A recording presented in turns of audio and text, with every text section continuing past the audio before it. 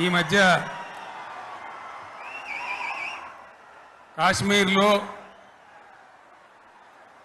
మన దేశం యొక్క అమాయకులైనటువంటి 28 మంది బిడ్డలను టెర్రరిస్ట్ ముష్కరులు దారుణంగా బలి తీసుకున్నారు. కాబట్టి మనం ఇంత పెద్ద సభ జరుపుకునే ఈ సందర్భంలో అందరికీ కూడా ప్రార్థన గోల బంద్ చేసి ఒక్క నిమిషం కాశ్మీర్లో బలి అయిపోయినటువంటి ఆ సోదరుల కోసం మనం నివాళి అర్పించుదాం, మౌనం పాటించుదాం.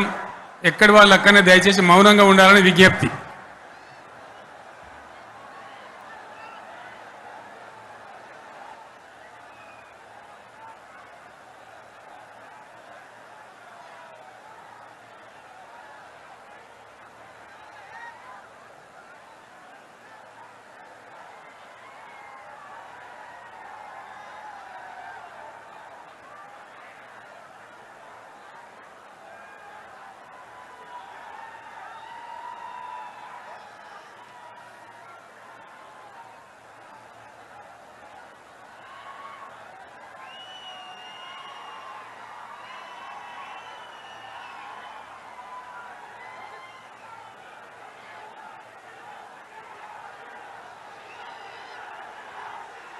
దయచేసి కూర్చోండి.